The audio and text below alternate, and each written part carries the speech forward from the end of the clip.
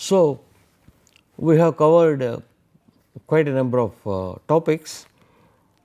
I thought I shall take this opportunity to give my last or the concluding talk, which will summarize what we have done in this about 40 lectures. Firstly, the limitation is we have considered only solar energy thermal systems,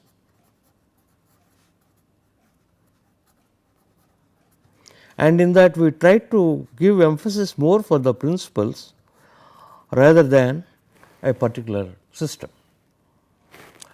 And the basis for that is we try to establish what is the need for in general alternate energy sources, from which we have said that human dependence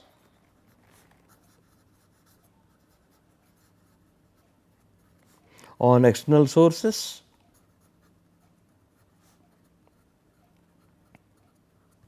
these external sources being limited and being depleted at a faster and faster rate, people started having a look at the alternate source of energy, and out of which solar appears to be a promising option.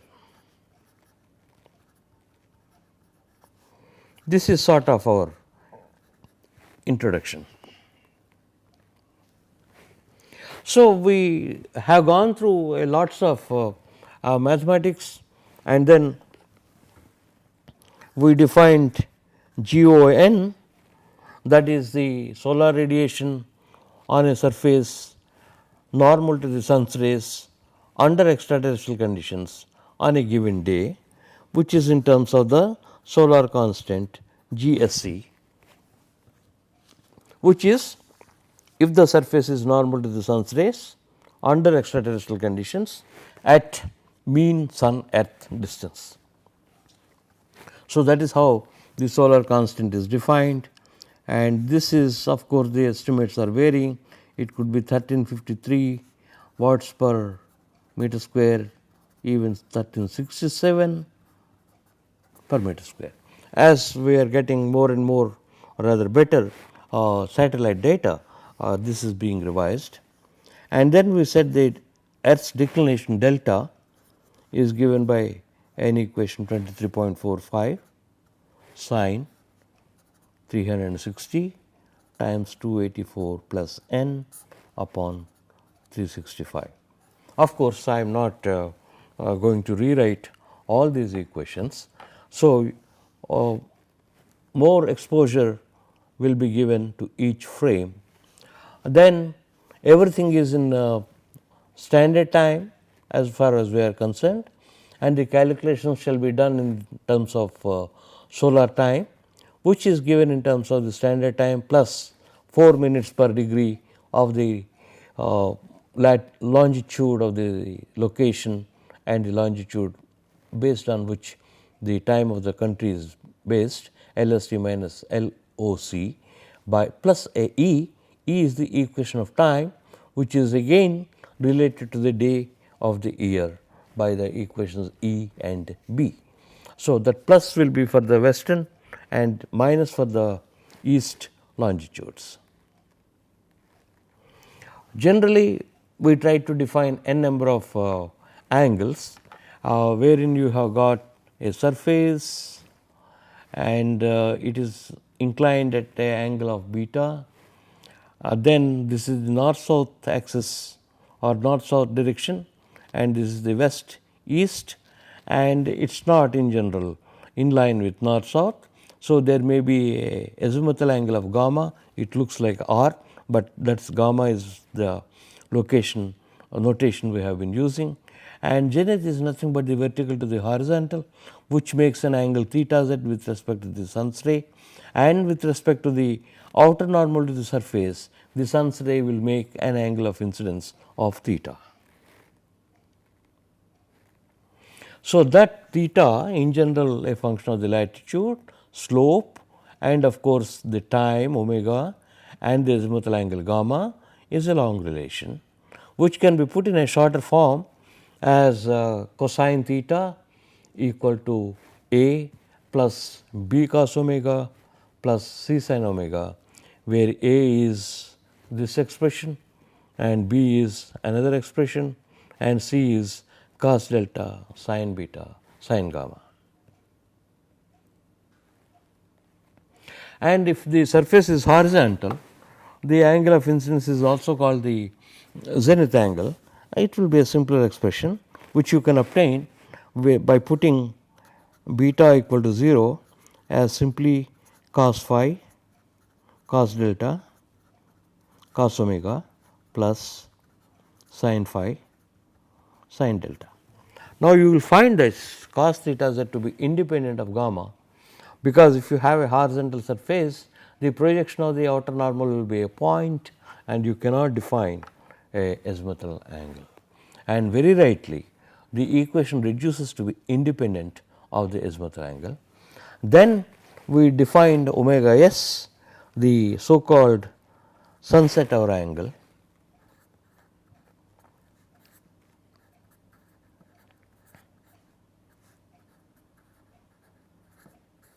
which is cosine inverse of minus tan phi tan delta, and this is the physical time that sun will be appearing, and the number of sunshine hours will be twice omega s by 15, because it takes 24 hours for the earth to rotate. So, 15 degrees per hour.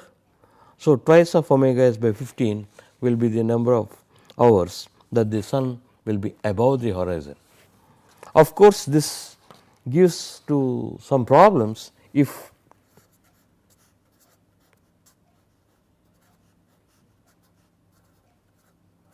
phi plus modulus of delta is greater than 0, it will go to a cos inverse of a negative number smaller than minus 1 or a positive number greater than plus 1, and for which cosine inverse is not defined. This typically happens if phi is greater than 66.45 degrees, because maximum of delta is 23.45, sorry, this should be 5 phi. So, anywhere beyond this latitude, you may have a 24 hours no sunshine at all, or all the 24 hours sun being above the horizon. Okay. So, that is we have dealt in detail how to deal with this sort of a situation, and from GON on the horizontal surface is GON cos theta z, and over a period of time like 1 hour from T1 to T2, that is designated by I0, which will G0 dt, and when you integrate it with GON is equal to GSC into 1 plus 0.033 cos 360 n by 365 multiplied by this cosine theta z, you will have a wrong expression for your I0 over here, and then you can have for the day by integrating it from minus omega s to plus omega s or twice of 0 to omega s. So, it will be the similar expression, except these hourly values of omega to omega 1 are replaced with omega s. It will be a twice omega s, that is why this 12 becomes this particular 24. And of course, the angstrom type of relation h upon h 0 is a plus b by number of bright sunshine hours by the possible sunshine hours. This a and b are location dependent, or location or climate.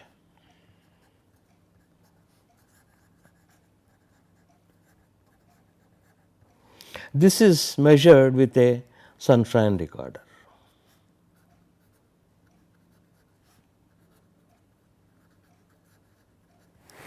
So, you know a strip that gets burnt or NB the bright sunshine hours upon the possible NS sunshine hours for the location for the particular day, and you can correlate with the extraterrestrial radiation H0, which is calculable analytically to the solar radiation on the earth surface. It is a crude approximate relation, but nevertheless the sunshine recorder has the ability to record and give you the NB without external power.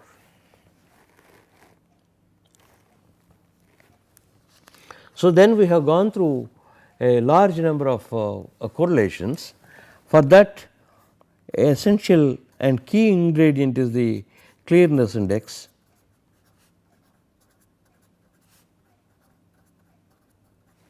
KT. On a hourly time scale, it is I by I0. I is the component measured on the terrestrial, which will consist of the direct radiation plus the diffuse radiation, or you can base it upon the day, which upon is H upon H0, or KT bar, the monthly average daily value, H bar upon H0 bar, and this H0 bar will be calculated with delta equal to delta m, where the recommended mean declination values are given in the books, or in case you do not remember or you are not supplied, you can use the midday of the month for calculating delta mean. So, you have got first of all a ID by I, a function of clearness index due to Orgel and Hollands, Orgel and Hollands. Now, you might be wondering what is the purpose of these things, why should we have this relation when we have ID and I. Most of the time the measurements are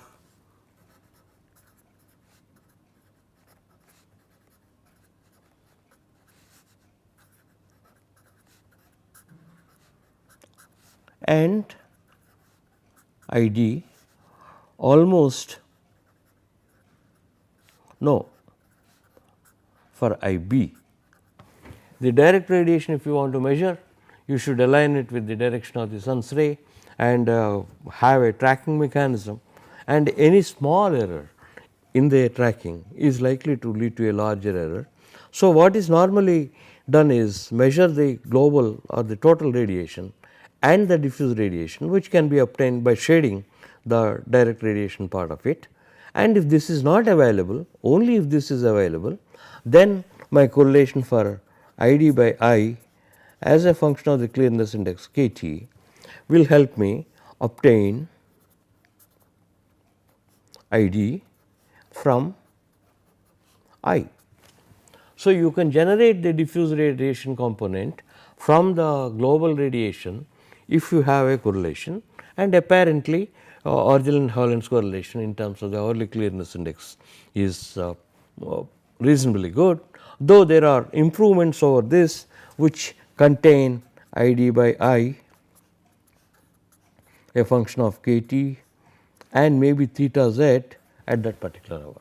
So, people try to distinguish what is the path that the sun's rays will travel through this angle of incidence, which will depend upon the season and the location. So, Collares, Pereira and Rabel, they have given the relation for the daily diffuse fraction and the monthly average daily diffuse fraction, Hd by H bar and Hd bar by H bar. So, these relations I have shown over here, Hd by H, and then the next one is in terms of Hd bar by H bar, which is a function of clearness index for the month KT bar. And then the detail of radiation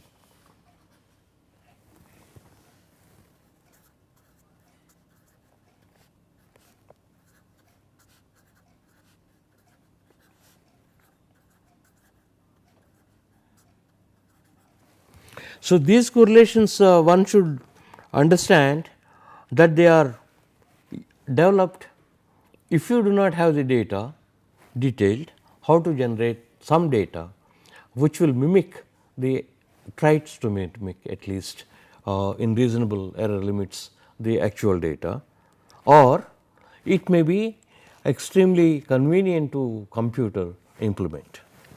So, your R d first is due to I d by H d, Liu and Jordan.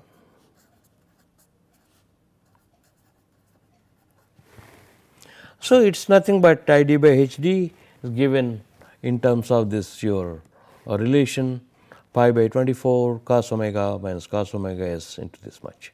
And by the way, this is also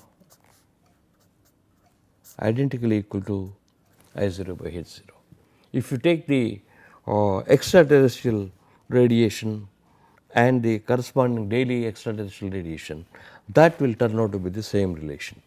Though it is a surprising thing how the extraterrestrial radiation, which is comprises of purely direct radiation, is so well correlated to the diffuse radiation, okay, and not to the direct radiation. Nobody talks about something like R b equal to I b by H b, does not exist.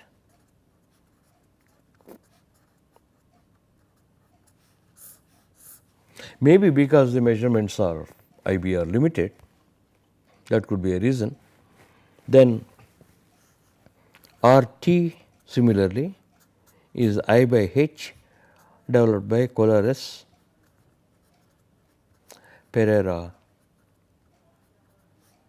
and Raoul. Okay. So, this is in addition to the same term of I d by H d, you have got in terms of pi by 24 times a plus b cos omega times cos omega minus cos omega s upon sin omega s minus 2 pi omega s by 360 cos omega s, and you should remember omega s is in degrees. Okay? And the constants a and b are in terms of function of omega s. In other words, day length influences R t. Then, like any statistical distribution, Liu and Jordan again,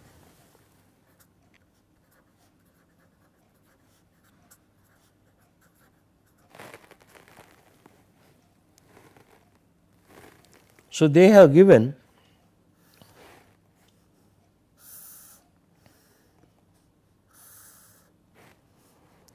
a cumulative frequency or fractional time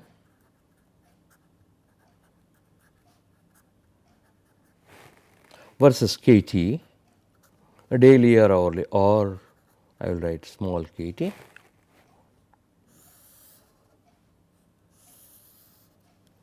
This is for k t bar equal to 0.3, this may be for k t bar equal to 0.7, this may be approximately 1 and this is 0. So, what basically it means is, if you take a month for example, there are 31 days or 30 days. So, you have daily clearness indices k t 1 to k t 31. So, I can, it is not necessarily the first of the day of the month is the lowest, but there are 31 values, out of which I have got changes from k t minimum to some k t maximum. So, if the cumulative frequency can be defined as the fractional time or the number of days below which a particular value of clearness index occurs. So, for example, if k t max is there all the days will have a clearness index less than KT max, and if KT minimum is there, there are no days with KT less than KT minimum. That corresponds to that fractional time being 0, and this corresponds to fractional time being 1. So, it is something like your marks in the class, if there are 100 students or so, and less than 10% there may be 20 fellows, and less than 30% there may be another 10% fellows, and less than 90% everybody may be there. Okay. So, if you plot that, that will give you the so called occurrence of cumulative frequency or the fractional time or fractional distribution. So, these curves are developed with the North American locations, and they are more or less acceptable for quite a few climates, although there have been a number of reports which show that they do not work for such and such a climate, for such and such a climate.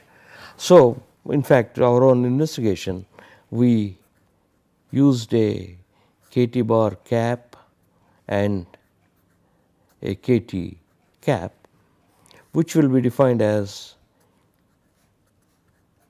KT minus KT minimum by KT max minus KT minimum. Similarly, KT bar cap will be KT bar minus KT minimum upon KT max minus KT minimum. So, the x axis remains the same, fractional time f, and you have got a KT cap over here, and the functions they look similar. This is KT bar cap. So, what we try to bring in here is by putting that KT minimum and KT maximum in defining these modified variables, you are taking that location specific characteristics. For example, if you have a Chennai and if you have the average clearness index of let us say 0.72 in summer and KT min may be 0.69, KT max may be just 0.74 against, for example, you have a let us say Srinagar, assuming KT bar in some month is 0.72, this may have a KT min of 0.33 and KT max of okay, it should be more than that, 7.8, okay, one particular day. So, you have got a large swing if the location is different compared to a low latitude location like Chennai. So, this will be taken care of in this type of plots, whereas low and Jordans will not in general accommodate the varying low and varying high clearness indices for a given average. So, we try to express the solar radiation on a tilted surface as consisting of the direct radiation plus the sky diffuse radiation plus the ground reflected radiation.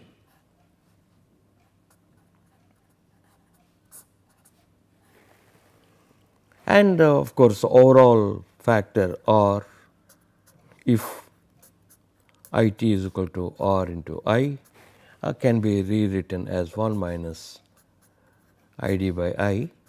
Though it is a simple relation, I chose to show this in the summary with a specific idea which follows.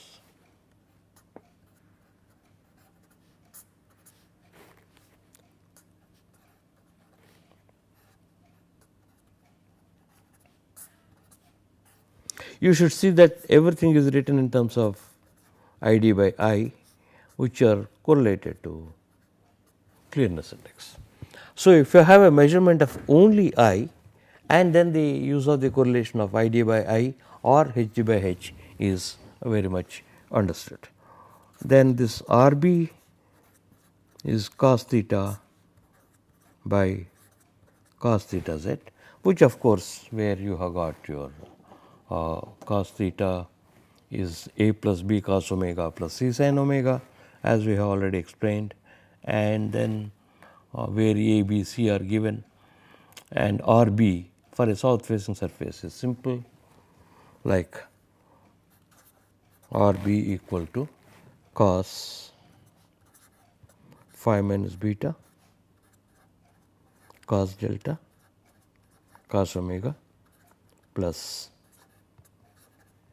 sin phi minus beta sin delta by cos theta z, which is cos phi cos delta cos omega plus sin phi sin delta. All right.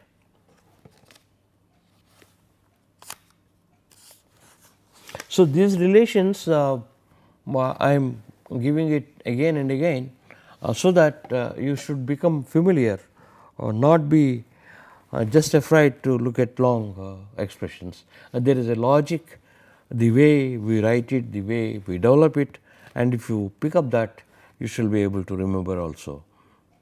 Though it is not necessary you should have them by heart, but you should be able to know the functions of it. Then from a solar energy collector, useful energy gain is expressed in terms of course, the area, the optical efficiency or the transmittance absorptance product, the radiation falling at the collector minus the losses evaluated between mean plate temperature and the ambient temperature. Ultimately, this has been rewritten in terms of the collector efficiency factor minus the losses evaluated from the mean fluid temperature, or in terms of the heat removal factor tau alpha times IT minus UL into TFI minus TA. So, by putting everything in terms of FR, I am able to have a single point temperature, so that there is no possibility of a misinterpretation or misunderstanding or miscalculation of TFM or TPM. So, you have got F dash is the collector efficiency factor, mind you it is not the collector efficiency, and FR is the heat removal factor, which have been defined in terms of the actual useful energy gain to the possible energy gain if the entire collector is at local fluid temperature, that is F dash. And your heat removal factor FR is the actual useful energy gain by possible energy gain if the entire collector is at the fluid inlet temperature. In other words, the losses cannot be lower than that corresponding to the inlet temperature, and if anybody gives more value than that, you can find out that the measurements have not been right. And UL is the collector overall loss coefficient, which needs to be calculated iteratively. You assume a plate temperature Tp and then guess a cover temperature, or for a given plate temperature guess a cover temperature, calculate the losses, and those losses should be equal to whatever is lost from the glass cover also. So, you can alternately calculate the overall loss coefficient by first estimating the top loss coefficient UT, a long expression. This has been correlated by Klein in terms of the number of glass covers, the wind heat transfer coefficient, emissivity of the plate, emissivity of the glass, mean plate temperature, ambient temperature, and of course, the Stefan-Boltzmann constant, and where this F and C are again in terms of other quantities like beta, the slope, and everything is explained over here. So, this can be readily used, and then you can calculate UT UL as UT plus UB, the back loss coefficient, which is nothing but the resistance inverse of the conduction or the insulation kept at the bottom of the absorber plate.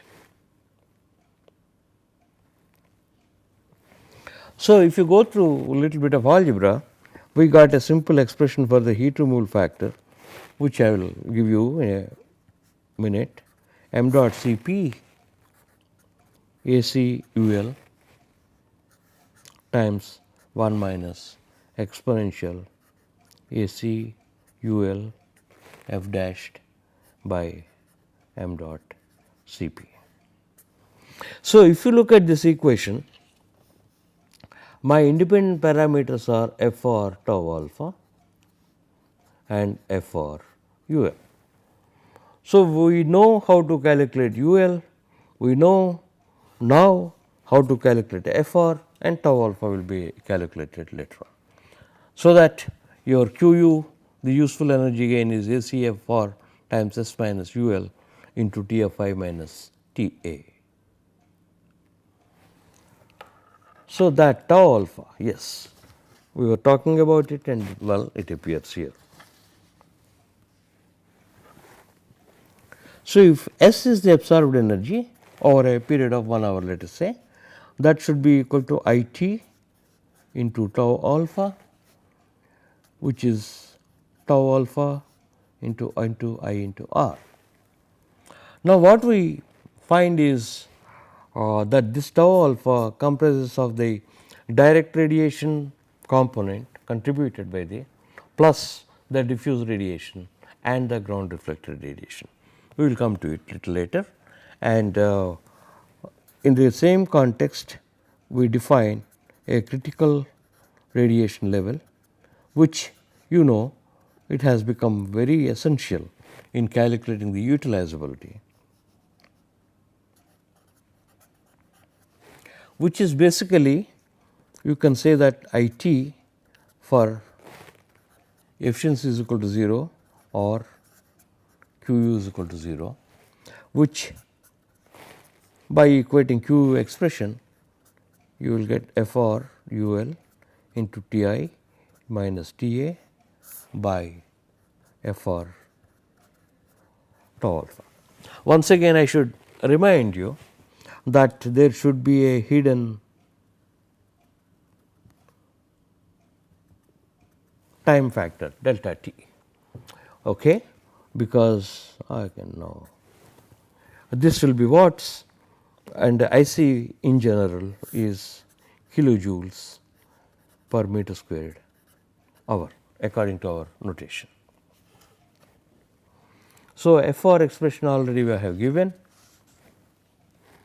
Now, you can express fluid mean temperature T Fm as TFI plus the QU by AC. It is only a rewriting of it, not that you can really calculate by this equation. You can't do that unless you know QU.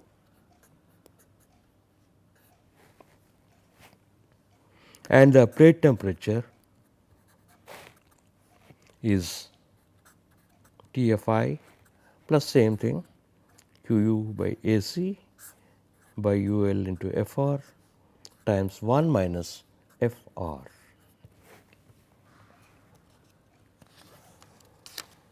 So, subsequently we have analyzed for a number of other configurations, not just the fin and tube, but different arrangements for the liquid based as well as the air based collectors, and we tried to take into account the heat capacity effect.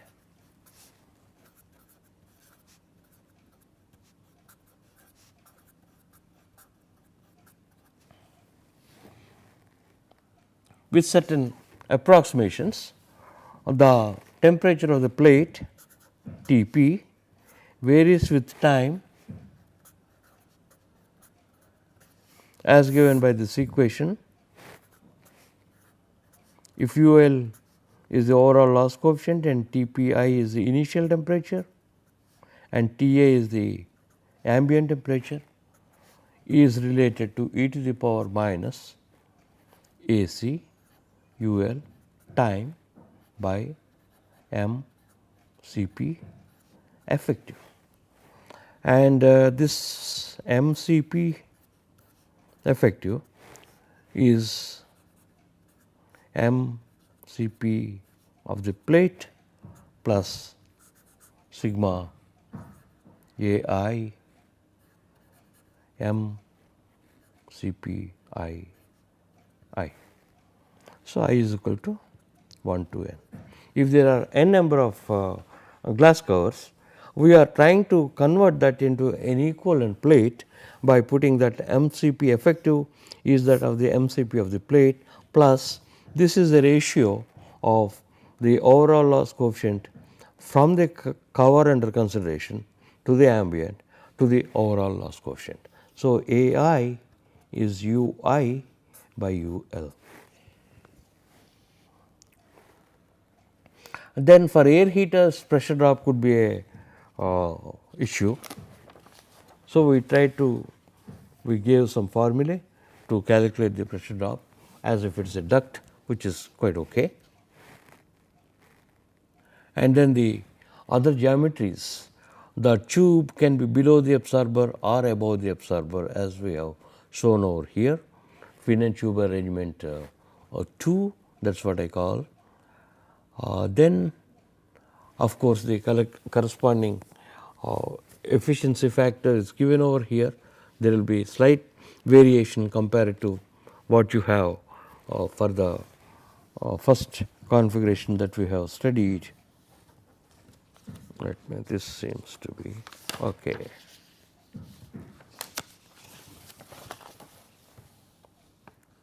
Yeah. So, you have got f dashed, and the very first configuration we studied was with the tubes below the absorber, and this one is above the absorber. There are plus and minus points, because some people argue that this tube will be absorbing directly the solar radiation, but some people also argue that it can directly lose also by emission. Basically, it is a convenience of the manufacturing, and you have got of course the classical halfway. So, given your UL is always equal to the top plus the back loss coefficient in these arrangements, and I have again given there will be slight differences in the expression for f dashed, because how much of area it directly receives and it does not, and the fin efficiency is similar, tan HML by ML, as you know from equation, where your L is W minus D by 2.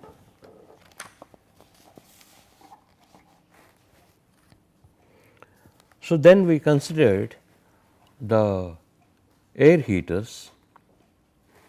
So, you can have a flow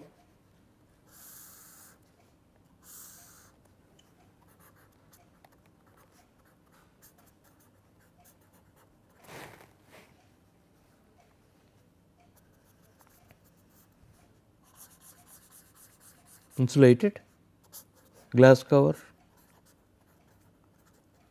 this is the absorber. The flow is between the absorber and the top glass cover. So, now the hot fluid is directly in contact with the glass, which loses energy to the ambient.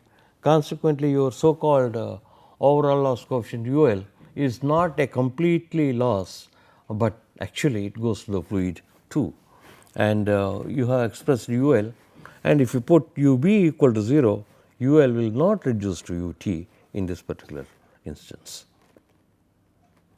And collector efficiency factor, then the radiative heat transfer coefficient. The next one is the regular duct. You have the glass cover and the duct through which the flows and of course you have insulation. So, here is UL equal to UT plus UB. So, there are no issues. So, you have got a F dashed efficiency factor and the radiative heat transfer coefficient,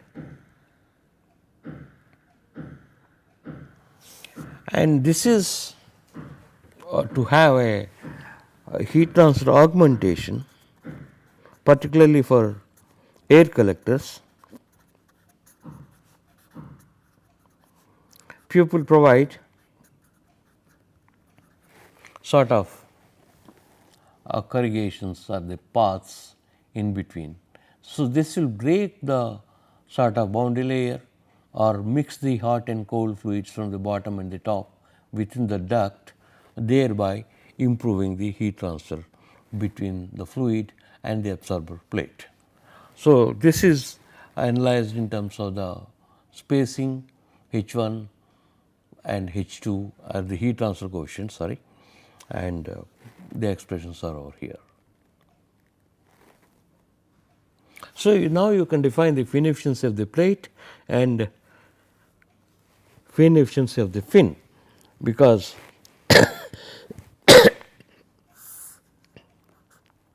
when I talk about these two, this is the fin efficiency of the plate, and if you take this as a fin, this is the fin efficiency of the fin. Okay. Now, people try to improve the heat transfer characteristics, particularly for the air arrangement, by having the flow through a corrugated sheet. So, if you have a corrugated sheet like this, of course, like the configurations we have discussed, it can be through this or it can be through the top, and there may be a glass cover. What this corrugated sheet does is effectively it will have a higher absorptance, because there will be re-reflection between these two surfaces, but then high absorption also follows by higher emissivity, though that is at a lower temperature. Consequently, still the gain may be little more than the loss, and but provides a much larger area for heat transfer, and then continuously the boundary layers are broken by these corrugations. So, here also it is not directly coming in contact with a heat losing surface. So, UL is equal to UT plus UB. So, this is a inside the tube which we have done. Then F dash, the collector efficiency factor, is given over here. Serpentine tube arrangement, the advantage is it has got the fin efficiency, plus also at the expense of the pressure drop, though the entire fluid will be going through the pipe, thereby your heat transfer characteristics may be better, though there will be additional pressure drop also. This is done by Abdul Khalik. So, these relations we have given in detail in the class notes on the earlier lectures. This is once again a large surface area trying to mix the hot and the cold fluids, a geometry due to Selkirk. Then a matrix arrangement has been suggested by Hamid and Beckman, and of course, the advantage here is the flow goes through this matrix like some sort of a porous medium, having a large exposed area for heat transfer, though the pressure drop could be higher. And this is what we were comparing the so called evacuated tubular arrangement when we were considering the economics, the cost per tube of the evacuated tubular arrangement versus the flat plate collectors. So, then we went through concentrating collectors.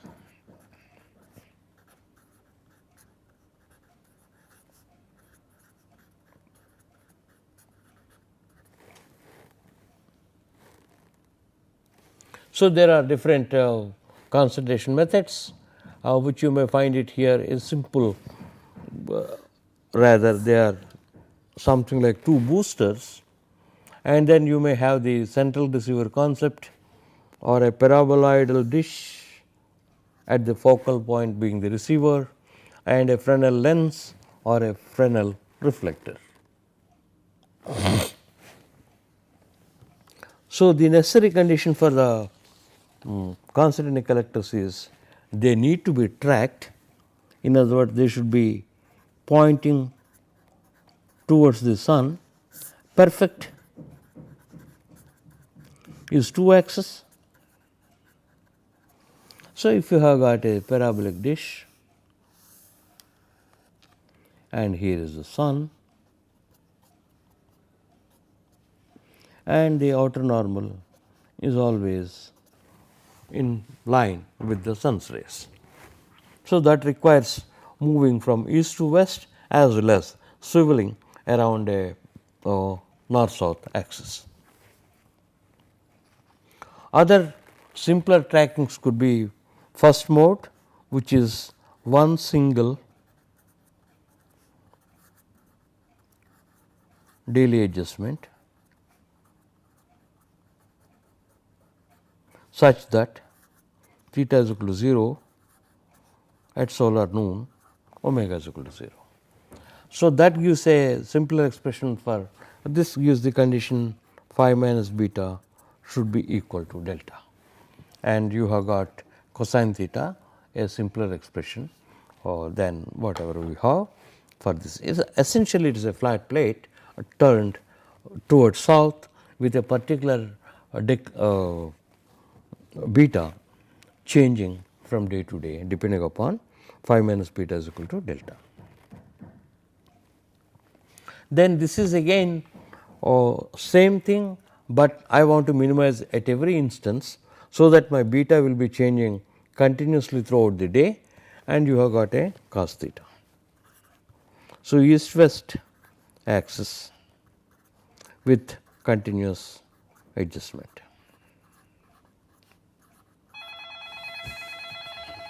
Excuse me.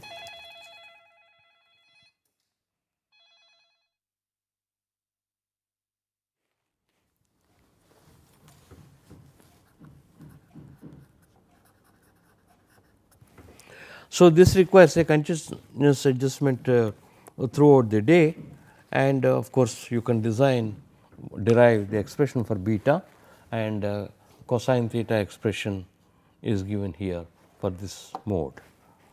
And then you have got the third mode, a north south horizontal axis, which will have the cosine theta in this particular form. This once again you can realize for the third mode.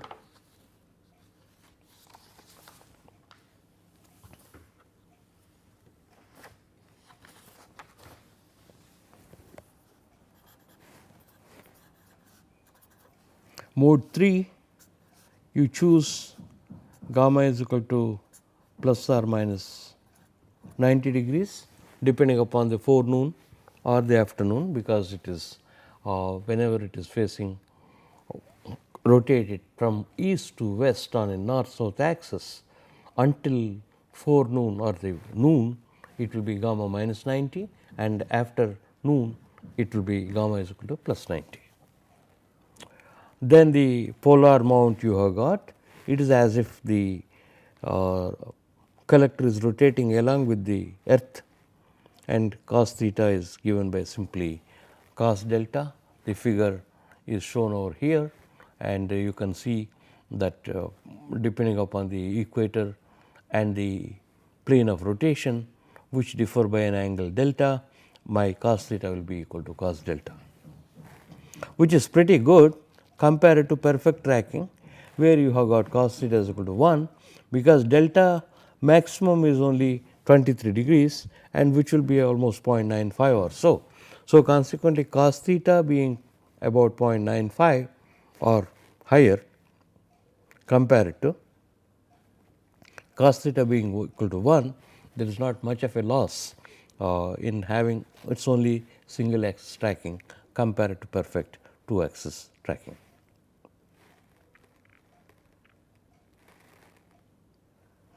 So, in all these cases we need to calculate the what shall I say, the apparent sunrise and sunset hour angles for each mode 1, 2, 3, 4, 5 they are given. By setting theta is equal to pi by 2 you will obtain those numbers. So, we shall continue with the remaining of the summary in the next class, and I shall just go through the remaining relations, so that you will be confident, and these are all at one particular place for you, so that we can always refer to them. And once again my offer is open. If you point out any mistakes, they will be corrected, and the correct answer will be I shall communicate to you. Thank you.